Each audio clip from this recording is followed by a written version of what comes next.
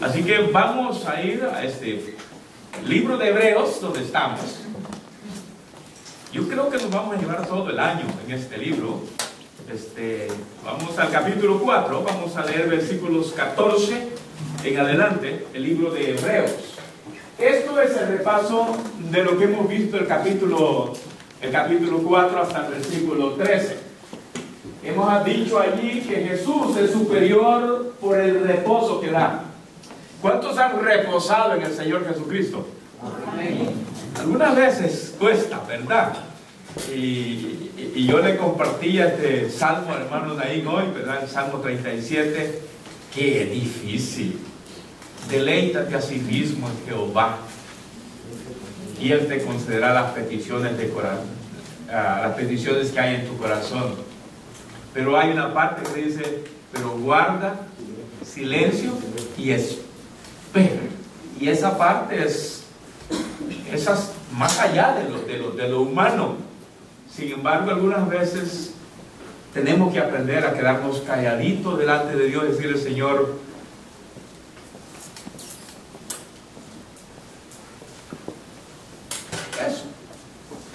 haz lo que quieras, ¿verdad?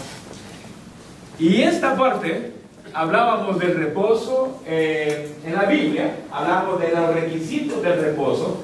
¿Sí se recuerdan los 3 requisitos del reposo? Solo a ver si se acuerdan, ¿verdad? ¿Se acuerdan los requisitos del reposo? ¿Cómo? Muy bien.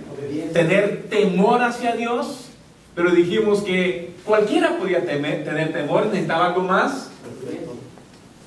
¿Qué se necesita para el reposo? Después de sentir temor. Antes de eso, fe. ¿Quién dijo fe? Fe, pero es la fe salvadora. Todo el mundo dice, sí, creemos que hay Dios, pero ese es un temor general. Necesitamos recibirle en nuestro corazón y luego sí, vivir en obediencia. Eso es lo que nos da un reposo. Y por último, hablamos de la advertencia.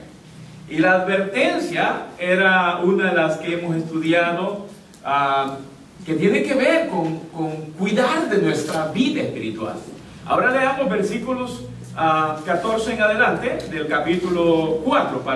Lo dije para que entráramos en contexto. Leemos en voz alta y vamos a leer hasta el versículo 10 del capítulo 5. Lean conmigo, por favor, en voz alta. Dice así: por tanto, teniendo un gran sumo sacerdote que traspasó los cielos, Jesús, el Hijo de Dios, retengamos nuestra profesión, porque no tenemos un sumo sacerdote que no pueda compadecerse de nuestras debilidades, sino uno que fue tentado en todo según nuestra semejanza, pero sin pecado. Acerquémonos pues confiadamente al trono de la gracia para alcanzar misericordia y hallar gracia para el oportuno socorro. Porque todo sumo sacerdote tomado entre los hombres es constituido a favor de los hombres en lo que a Dios se refiere, para que presente ofrenda y sacrificio por los pecados, para que se muestre paciente con los ignorantes y extraviados, pero puesto que Él también está rodeado de debilidad, y por causa de ella debe ejercer con los pecados, tanto por sí mismo como también por el pueblo. Y nadie toma para sí esta honra, sino el que es llamado por Dios, como lo fue a Aarón. Así tampoco Cristo se glorificó a sí mismo, haciéndose sumo sacerdote, sino el que le dijo: tú eres mi hijo, yo te he engendrado hoy. Como también dice en otro lugar: tú eres sacerdote para siempre, según el orden de Melquisedec. Y Cristo, en los días de su carne, ofreciendo ruegos y súplicas con gran clamor y lágrimas a quien le pedía librar de la muerte, fue oído a causa de su temor reverente. Y aunque era hijo, por lo que padeció, aprendió la obediencia y habiendo sido perfeccionado, vino a ser autor de eterna salvación para todos los que le obedecen, y fue declarado por Dios sumo sacerdote según el orden de Melquisedec. Yo les leo los versículos siguientes hasta el 14. Dice: acerca de esto tenemos mucho que decir, o sea, de todo lo anterior, pero también difícil de explicar, por cuanto os habéis hecho tantos para oír. Porque debiendo ser ya maestros después de tanto tiempo, tenéis necesidad de que os vuelva a enseñar cuáles son los primeros rudimentos de las palabras de Dios. Y habéis llegado a ser tales que tenéis necesidad de leche y no de alimento sólido. Y todo aquel que participa de la leche es inexperto en la palabra de justicia, porque es niño. Pero el alimento sólido es para los que han alcanzado madurez, para los que por el uso tienen los sentidos ejercidos en el discernimiento del bien y del mal. ¿Se recuerdan este pasaje último que leímos? ¿Cuánto lo estudiamos? ¿Ah?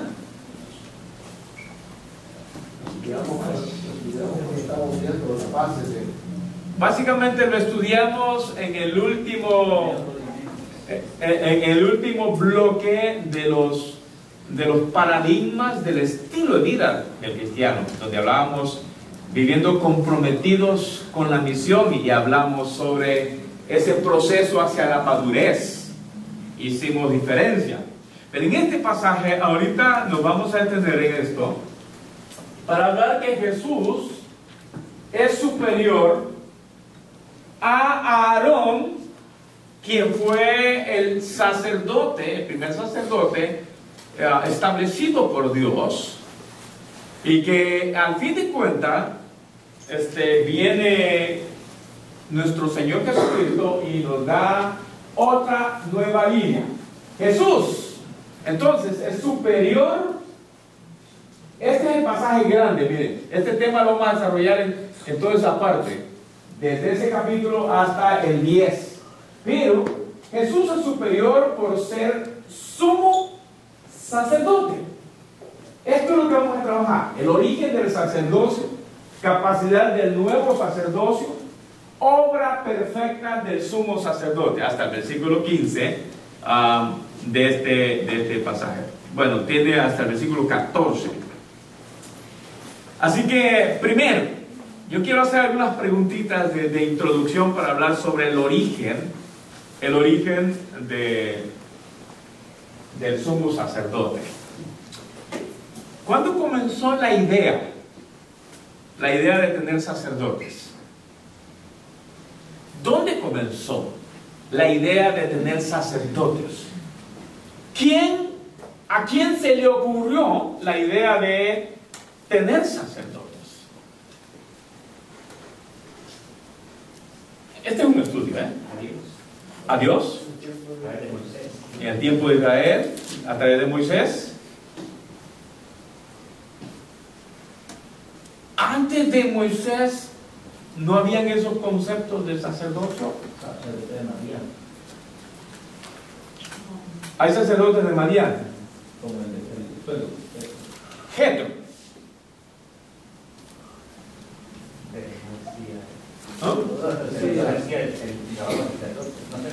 Ok, va, está bien, pero lo que queremos decir es que ya había ciertos principios aún entre las naciones paganas de sacerdocio. Quiere decir que cuando aparece el principio del sacerdocio aquí es para complementar. Algo así he venido enseñando en algunas materias, o hemos enseñado también. Primero, o en los grupos de crecimiento hemos venido hablando, en que Dios quiere un pueblo perfecto, santo, ¿no? Y para que Dios establezca y forme un pueblo santo, lo primero que hace Dios es escoger a una familia, y de esa familia debe comenzar el pueblo para ser un pueblo santo. Pero para ello Dios les da los mandamientos, que es como la constitución de ese pueblo. Luego les dice, les voy a dar, bueno, les da primero el sacerdote, después les da la constitución, después les da un templo para que se vaya formando todo, entonces, y al final les da una tierra. El concepto de sacerdote. Ahora, ¿por qué en la Biblia los sacerdotes solo son varones? Solo estoy haciendo preguntas. ¿Por qué en la Biblia solo vemos hombres como sacerdotes? Oh, si aquí tengo los prejóvenes, ¿eh? ¿Por qué será? El grupo que fue constituido por varón, porque saber que a la mujer no le ha permitido estar al frente. Ok. Malo. Si fueran mujeres serían sacerdotisas. Serían sacerdotisas, pero no encontramos en la Biblia sacerdotisas. Solo encontramos en las naciones paganas que sí hay sacerdotisas, ¿no? Pero es una especie de imitación y eran mujeres dedicadas a cultos paganos o dadas a ciertas prácticas no recomendables. ¿Qué? Eso está muy bien dicho, hermana María. El asunto es eso, que cuando Dios constituye o instituye al sacerdote, esto le va dando un concepto, por un lado, de autoridad, pero por otro lado, un concepto de gran responsabilidad. Autoridad ante la familia, pero también responsabilidad ante ellos, pero también responsabilidad ante Dios. Entonces, esto, más bien vamos a irlo viendo bajo ese concepto, que cuando ya vamos al Nuevo Testamento, Dios establece un orden y dice, Dios, Cristo, esposo, esposa e hijos. No es tanto de establecer una autoridad impositiva, sino más bien una manera de organización. A fin de cuentas, el hombre, por ser cabeza del hogar, es el principal responsable de todo lo que sucede en la casa delante de Dios. Entonces, allí encontramos algunas cosas. La otra pregunta ¿es válida la existencia de sacerdotes hoy no siendo cristianos?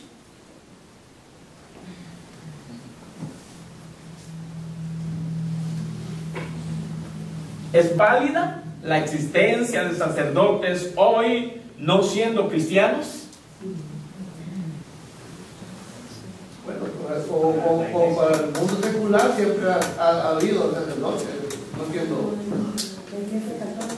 ¿La Iglesia Católica? Pero desde el punto de vista bíblico no había de existir. Ok. ¿Qué diferencia hay, brother, entre un sacerdote y un sumo sacerdote? Porque es en hebreo donde se agrega esa palabrita. Bueno, el sumo sacerdote era el que entraba a su casa. El lugar santísimo, ¿no? Y los sacerdotes eran los que llevaban. ¿Aarón era sumo sacerdote? No. Entonces, no tanto era eso. Tiene que ver con algo más. Porque solo a quién se le atribuye, aunque vemos en el tiempo de Jesús, estaba Anás y Caifás. Uno era sacerdote y el otro era sumo sacerdote. ¿Cómo se dice, muchachos, en inglés?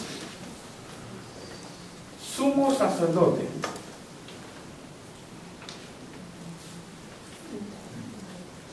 En inglés. Pussy. High. Porque es lo más alto. ¿Cómo se dice sacerdote en inglés? Priest. ¿Ah? Priest. Entonces solo le pone high. El más alto sacerdote. Es sencillamente lo que significa. La palabra sumo básicamente es máximo. ¿Se recuerda cómo le dice al Papa? ¿Cómo se le dice? Sumo. Allí se está utilizando la palabra. El máximo representante de la iglesia. Entonces quiere decir que cuando hablamos de que Jesucristo es el sumo sacerdote, estamos hablando de que Él es el máximo representante de Dios en la tierra. Y máximo representante de la iglesia delante de Dios. Y ahí vamos armando cuál es la función sacerdotal. Ok. Entonces, al leer este pasaje, Great High Priest, ¿ya?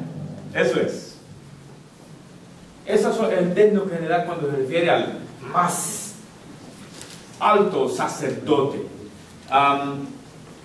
Básicamente, la palabra que se utiliza en griego se traduce como un gran sumo sacerdote.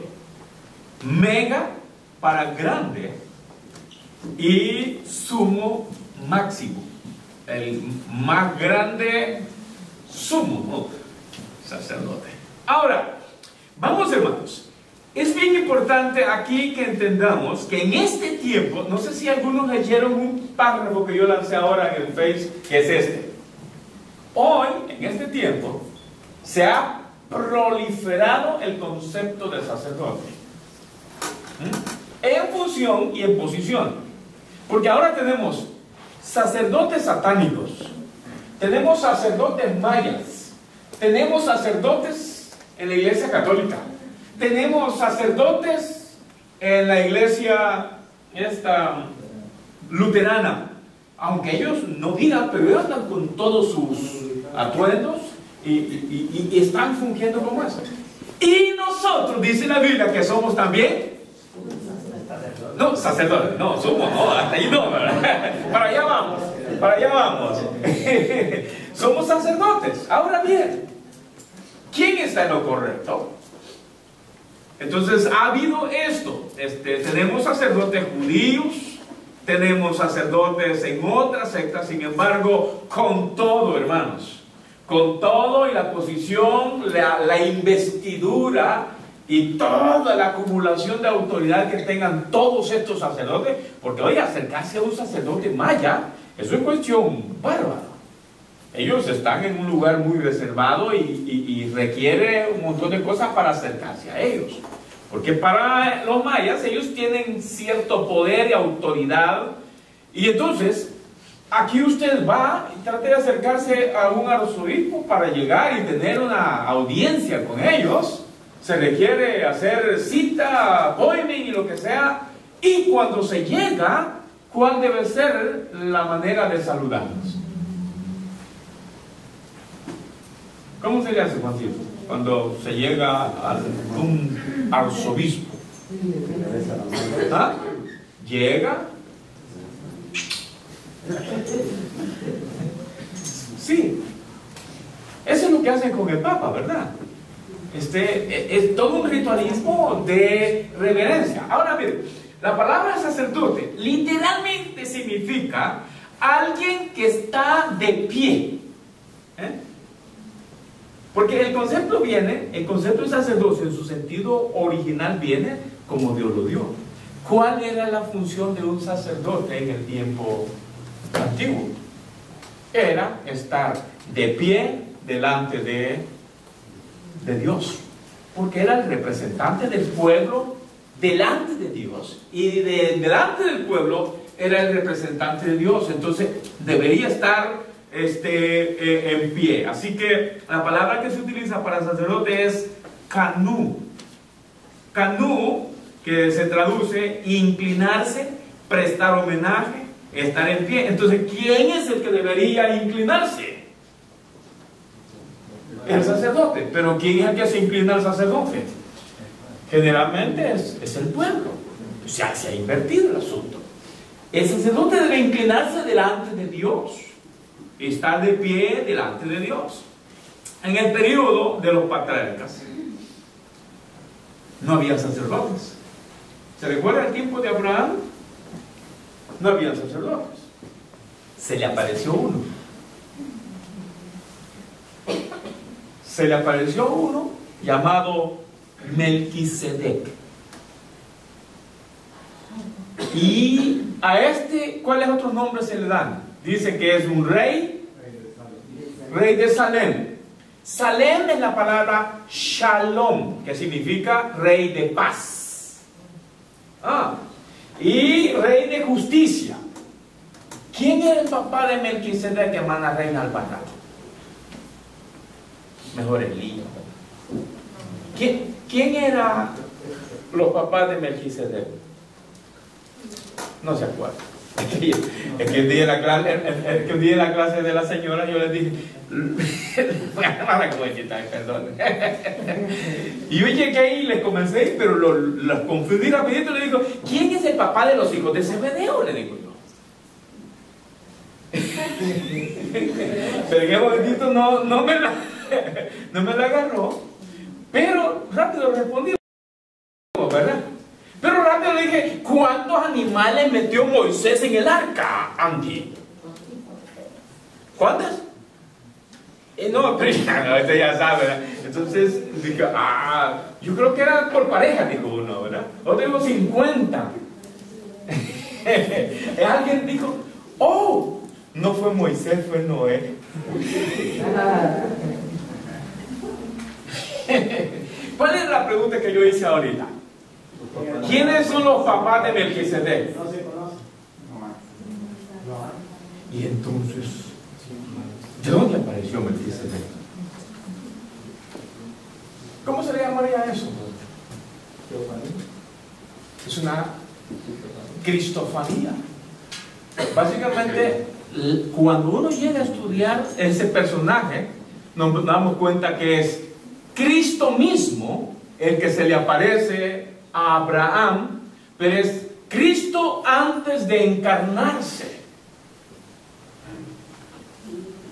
¿Ya? Ahora bien, el orden, porque ese es un orden diferente. Quiere decir que antes de que comenzara el sacerdocio arónico, ya existía el concepto del sacerdocio, pero es un sacerdocio divino, es el sacerdocio de Dios, ¿no? Entonces quiere decir que antes que surgiera los conceptos paganos del sacerdocio, ya Dios lo había planeado bien exactamente. Entonces, si usted se va a Génesis 8:20, por favor leamos ese versículo y veamos, cuando ya llegamos al tiempo de Abraham, cuál es el concepto del sacerdocio. Génesis, el capítulo 8, versículo 20.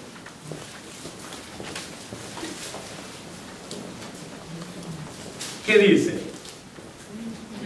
Bueno, era un altar a Jehová y tomó de todo animal limpio y de toda ave limpia y de todo caucho en el altar. ¿Quién es el que hace ese trabajo ahí? Noé. Noé. ¿Qué es lo que está haciendo Noé?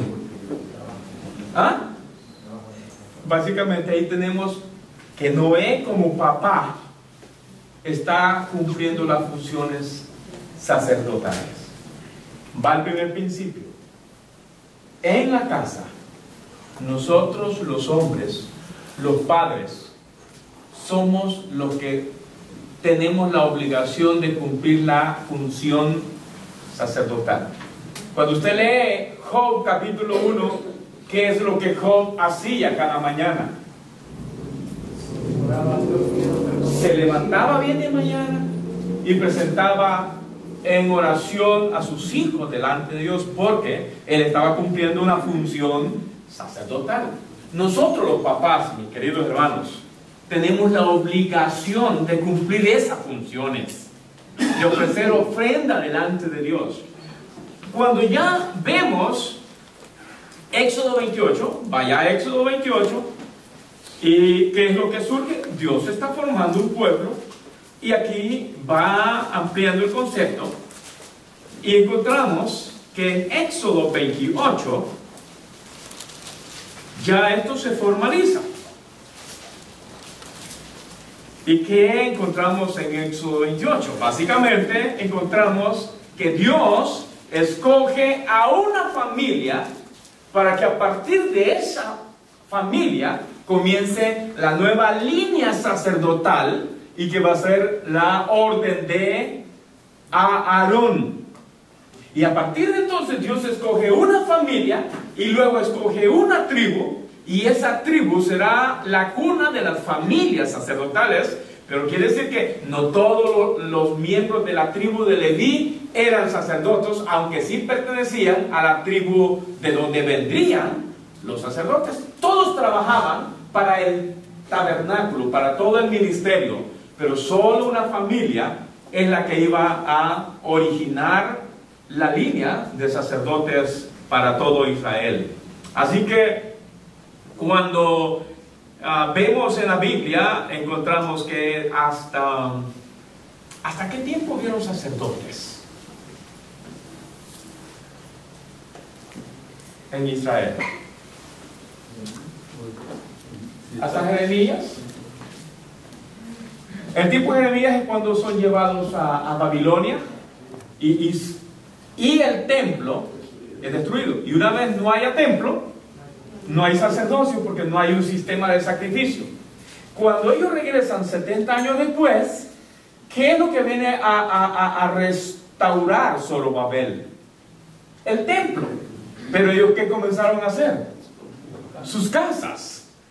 Es por ello en que años después Dios envía a Ageo, a Esdras y a Nehemías, para que más que todo Ageo viene para empujarle. Dice: Zorobabel, ¿qué hicieron? Meditad en vuestros caminos. Y vosotros decís: no es tiempo para eso. Pero si estáis haciendo las casas. Y mi casa, dice Nehemías, parece, como dice el primer texto, dice, parece cuando un terreno ha sido, una casa ha sido quemada, ¿verdad? Parece como escombro, algo así. El versículo 1 de Nehemías 1 dice, y Nehemías dice: esto no parece, ¿verdad? La ciudad ha quedado quemada y todo. Entonces vuelve, y allí, cuando se restaura en 52 días el templo, otra vez vuelve a restituirse el sistema sacerdotal. ¿Cuándo termina otra vez? Después de ese tiempo, una vez termina de escribir el último profeta del Antiguo Testamento, que es, ¿quién es? Malaquías. Se cierra la historia, pero aún sigue el sistema, porque en los libros macabeos usted encuentra la familia macabea, que ellos están siendo sacrificados porque ellos están queriendo, pero eso ya no cuenta. En el año 4, la Biblia dice que estaba el rey, el nuevo rey, ¿cómo se llama? Herodes. Él tuvo la pequeña idea de reconstruir el templo y le metió con ganas, y fue reconstruido más o menos en el año 64, creo. Allí se terminó, porque duró más de no sé cuántos años para reconstruirlo. Y en el año 70, ¿qué es lo que pasó con el templo?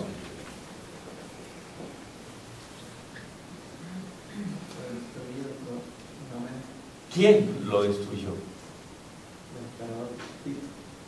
Tito el Grande. Otra vez, el sistema de sacerdotes judío terminó. Hace 2 semanas, en una revista que se llama Revista Cristiana Latina, salió un documento en que ahorita entre los judíos ya se organizó todo un gran movimiento, porque quieren volver a reconstruir el nuevo templo.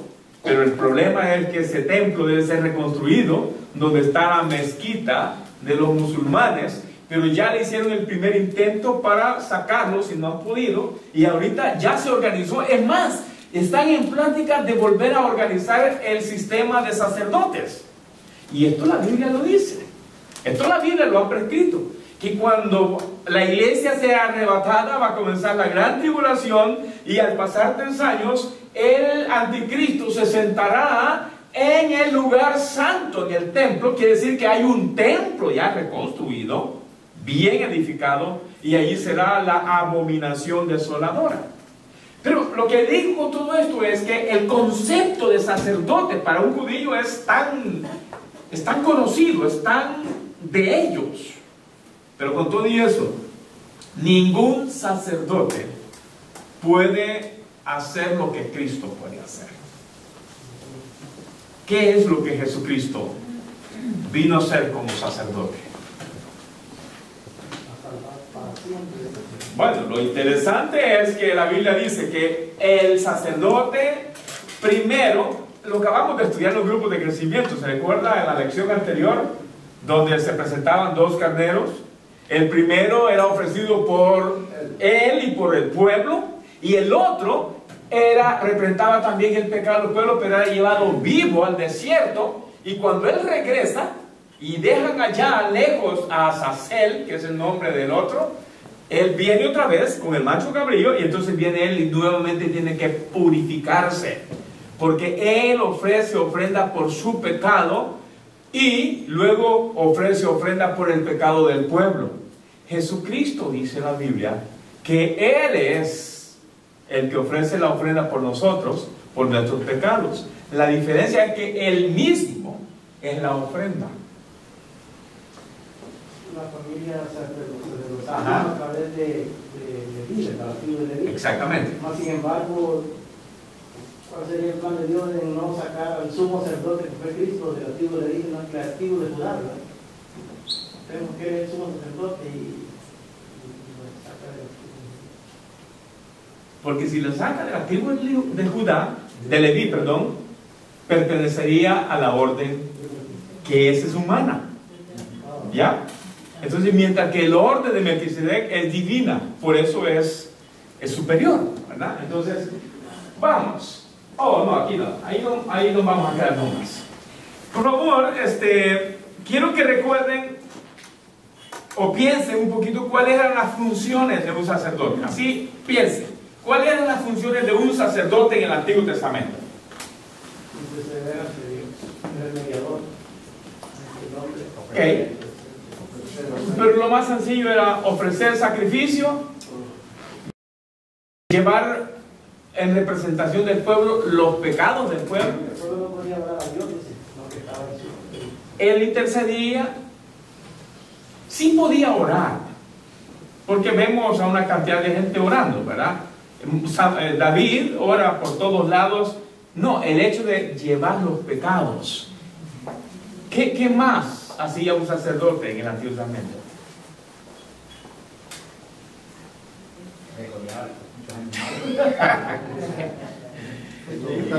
Me imagino que tenían un buen equipo de degolladores, porque imagínense, llega Salomón y dice que presentó más de 1000 animalitos. Hombre, ese pobre, por las filias, sí. ¿Sí? Tenía que estar en santidad. Bueno, la clase de vida que se exigía de él era estricta, era santidad, apartado, limpio, pero de vez en cuando cometía pecado, entonces por esa razón él tenía que purificarse, ofrecer ofrenda por sí mismo. Tres funciones pueden resumirse de un sacerdote. Y esto lo hemos enseñado en la escuela de liderazgo, lo hemos enseñado en clases de Biblia también, sobre la función de un sacerdote. La función de un profeta, ¿cuál era? Yo estoy aquí. El profeta recibía palabra de Dios y la transmitía. El sacerdote básicamente representaba al pueblo delante de Dios y representaba a Dios delante del pueblo. Esa es una función. La otra, ¿cuál era? Básicamente era, si el profeta traía la palabra, se la daba también al sacerdote, y el sacerdote era responsable de enseñar la ley. Pero tenía una función tercera, que era cumplir todos los oráculos de lo que implicaba la vida cristiana, y lo hacía a través también de ofrecer sacrificios. Entonces uno puede decir, enseñar la ley, representar al pueblo y llevar ofrendas delante de Dios. un sacerdote, porque ya cuando surge el profeta lo que viene a hacer es a cumplir una función aparte, ¿verdad? Aparte. ¿Cómo se podría decir? No podría decir cristiano, porque el título ya venido, ¿no? ¿Cómo así? ¿Qué no se podía decir cristiano? Porque no había tenido Cristo, no se llamaba cristiano, no que llamaba cristiano hasta que vino Cristo. Sí, se llama pueblo de Dios. Pueblo de Dios, como nosotros somos pueblo de Dios, ¿verdad? Sí, tiene razón. A los primeros ya es en el libro de Hechos. Ahora bien, por favor busque Jeremías 31:30. Alguien más busque Marcos 10:45. Y alguien más lee Hebreos 5:10, por favor. 31:31.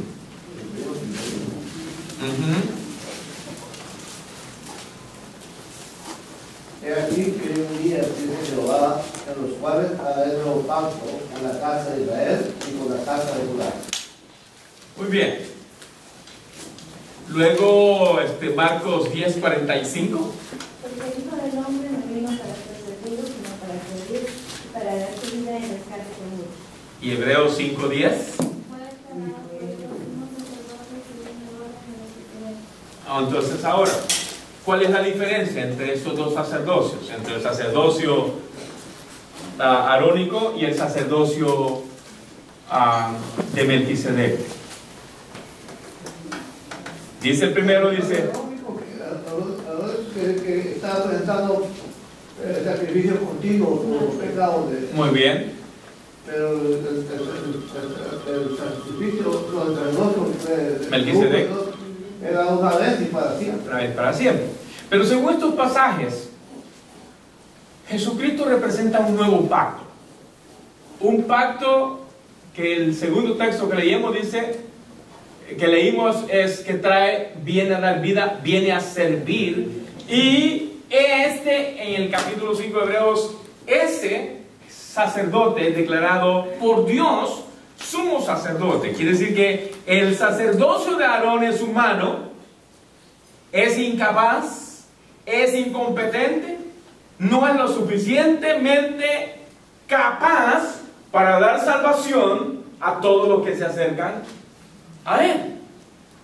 Por esa razón, el sacerdocio, cualquier sacerdocio humano, por mucho que ofrezca, por mucho que le diga hacer 25,000 Ave María o camine de rodillas, todo lo que pueda y todo eso es bueno, pero no salva, ¿no?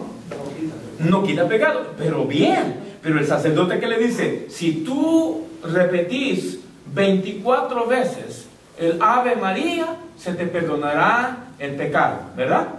Eso es lo que hace el sacerdocio humano. Lo que hace simplemente es apaciguar o hacerle creer a la persona que con eso que haga, y como la persona tiene mucha fe, dice, sí, está bien, me dijo el sacerdote que si yo hacía tal cosa, ya me va a perdonar mis pecados, y entonces yo quedo apaciguado de mi corazón. Pero lo que va a hacer el sacerdote simplemente es cubrir. Fíjense bien, digamos, ¿qué es lo que hacía cuando alguien ofrecía una ofrenda por un pecado literal? Y llegaba donde Aarón, y Aarón decía, mira Aarón, aquí traigo mis 2 tortolitas, o mis palominos, o mi esto y esto, porque he pecado. Él venía, ok, ahorita vamos a presentar delante de Dios, y la sangre de esos animalitos te cubrirá el pecado.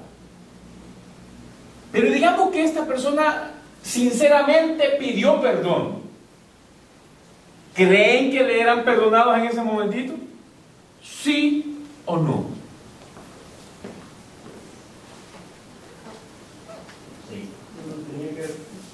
Sí.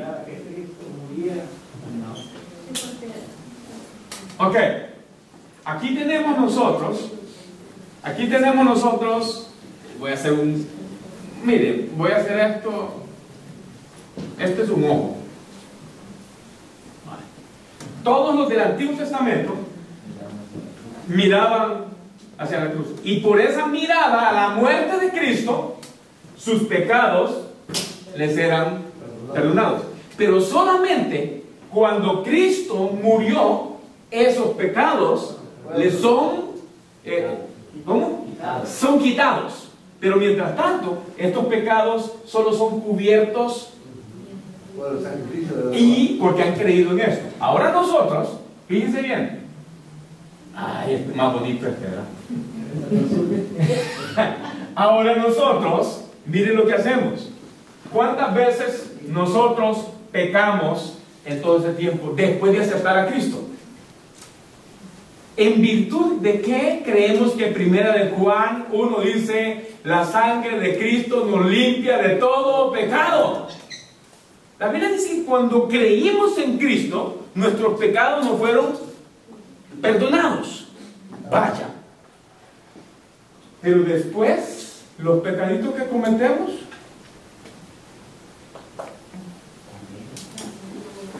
¿en virtud de qué? Ya. Entonces siempre en el sacrificio que Cristo hizo, nuestros pecados son perdonados. Pasados, presentes y futuros. Entonces, Aarón, ¿qué podía hacer de acá? ¿Cómo podía Aarón y el sistema sacerdotal hacer esto? Decirles, ok, traigan las ovejitas, lo que traigan, pero tengan fe en que hay un cordero que vendrá, cordero pascual. Es una enseñanza tipificada, ¿verdad? Siempre, mire, en todo el tiempo, Antiguo y Nuevo Testamento, las personas son salvas por medio de la fe en Jesús, no por obras, es por la cruz de Cristo. Por esa razón, cuando venimos acá decimos, no hombre, Jesucristo es superior al sacerdocio arónico. No hay que guardar el sábado. ¿Mm? No hay que guardar el sábado para el sábado. No necesitas, pero sí lo puedes guardar como resultado de que tú honras a Dios. No para ser mejor y alcanzar salvación, sino para ser mejor, para agradar a Dios por una vida de rectitud. Porque, oye bien, quien guarda el sábado y dice, Señor, este día sábado yo lo quiero consagrar para vivir solo para ti, ¿qué malo hay de ahí? ¿Va que nada? Nada. Al contrario, nos hace, dice, mejores. Ahora, pero el concepto que se maneja por otro lado no es ese, sino más bien es una ayuda. Dice, yo tengo que hacer esto porque si no, yo no puedo ser salvo. Entonces, el concepto teológico ahí es diferente. Ok. Versículos 14 al 16, solo lo dejaremos leidito. Ya en 3 minutos terminamos. Versículos 14 al 16 del mismo Hebreos. La capacidad del nuevo sumo sacerdote. ¿Alguien lo lee en voz alta, por favor? Por tanto, teniendo un gran sumo sacerdote que traspasó los cielos, Jesús, el Hijo de Dios, retengamos nuestra profesión, porque no tenemos un sumo sacerdote que no pueda compadecerse de nuestras debilidades, sino uno que fue tentado en todo según nuestra semejanza, pero sin pecado. Acerquémonos, pues, confiadamente al trono de la gracia, para alcanzar misericordia y hallar gracia para el oportuno socorro. Muy bien. Versículo 14. Entonces, ¿cuál es la primera cosa que hace el sumo sacerdote Jesucristo? ¿Ah? Traspasar los cielos. Oiga, ¿qué cosas están implicadas en eso? No es Superman, ¿verdad? Traspasó los cielos. Y no es el espacio, ¿verdad? No, los cielos. Hay implícito toda una enseñanza bíblica y usted ve todo el texto y ahí está lleno de muchas cosas. Vea bien, el sacerdote arónico o Aarón lo que tenía que hacer era presentarse delante de Dios y presentar ofrenda por su pecado. Según Filipenses el capítulo 2, ¿cómo se presentó Jesucristo? ¿Cómo se ofreció Él? ¿Ah? ¿Qué significa eso? A sí mismo. A sí mismo. ¿Qué significa esa frase? voluntariamente. Que eso no era en el antiguo, allá era obligatorio que cada uno llevase. Ahora viene Jesús y dice, yo, voluntariamente. No me obligó el Padre, no me obligó nadie. No es que, ¿cómo se llama? Herodes me puso contra la espada y la pared, sino que voluntariamente.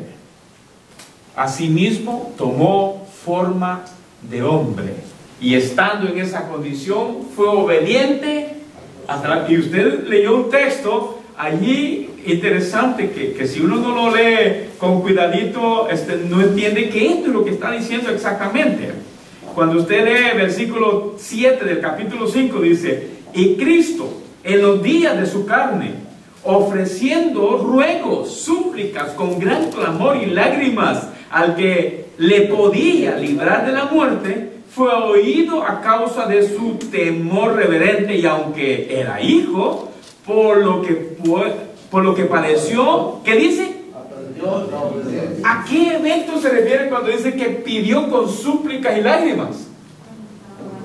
Ya, ¿se acuerda cuando está en el desierto y dice, Señor, si es posible, no hay alguna manera para librarme de pasar en la cruz? Si hay alguna otra manera, pero no se haga mi voluntad. Y dice que sus lágrimas eran como gotas.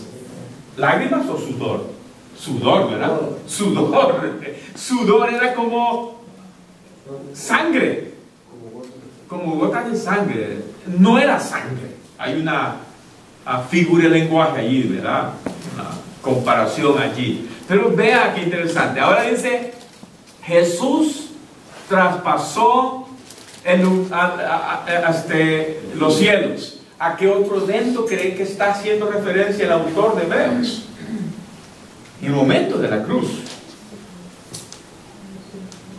¿Ah? Vean los conceptos del santuario del Antiguo Testamento. El templo tenía dos lugares, ¿verdad? Lugar santo. Hasta ahí todos podían llegar al lugar santo. Pero al lugar santísimo solo ¿quién podía entrar? El sumo sacerdote. En ese sentido, si Aarón entró, era el máximo representante de los sacerdotes. Pero dice que Jesús, cuando Él murió, ¿qué pasó en el templo? Y Él está traspasando. Él está quitando. Por eso cuando vamos a Hebreos 10 dice, ahora pues entremos confiadamente al lugar santísimo, porque Dios, Jesucristo, abrió un nuevo camino. ¡Vamos! Y al final termina no dejando de congregaros, como algunos. No, ese es un regalito. Pero está en ese mismo pasaje, ¿verdad? Y ya vamos a llegar a esa parte. Entonces ahí está. Y ahora, ¿qué dice la Biblia? ¿Dónde está Jesucristo? A la diestra del Padre. ¿Y qué hace allá Jesucristo? Ahí viene la otra función del sumo sacerdote. El versículo 5, ahí nos vamos a quedar solo para que lo piensen. Vean lo que dice el 15, perdón, del capítulo 4. Lo leemos en voz alta, dice, versículo 15, dice, porque no tenemos un sumo sacerdote que no pueda compadecerse de nuestras debilidades, sino uno que fue tentado en todo según nuestra semejanza, pero sin pecado. Hermanos, si hay un texto que debe confortarnos a nosotros, es este. Porque ¿quién de nosotros ha pasado un sufrimiento que Jesucristo no haya pasado? ¿Qué tentación podría llegarle más fuerte al ser humano que Jesucristo no lo haya experimentado? Y Él dice, yo los entiendo. Yo sé que están llorando porque eso duele. Yo sé que no pueden dormir porque esto aflige. Yo los entiendo. Y me compadezco de ustedes. Yo fui probado en toda clase de prueba, pero esto me ayudó para aprender la obediencia. Entonces, hermano, cuando pensemos cuando estemos en dificultades y pruebas, digamos, Señor, gracias porque tú me entiendes. Porque algunas veces uno puede decirle a alguien, vos chillón que son, ¿verdad? No. Él no nos dice que somos chillones. Él nos dice, yo los entiendo. Yo los entiendo. Porque ustedes son humanos. Y yo tuve que tomar forma de humanos para sufrir lo mismo que ustedes sufren. Y basado en eso, ante el Padre le digo, Señor, ayúdame a Caincito. Porque yo viví como él, como humano, y esto es pesado. Pero así como yo vencí, Caincito va a vencer. Amén. Eliseo, tú puedes. Así como Jesucristo venció la prueba, también tú puedes. Pero se necesita creerle. Decirle, Señor, pero yo no puedo, mi fe no puede arrancar. Entonces, dice, tiene que creer en mí. Porque yo pasé ese camino que ustedes están pasando. Y decidí no darle una prueba mayor a su resistencia. Pónganse de pie, hermanos, porque peligroso hago el llamamiento para aceptar.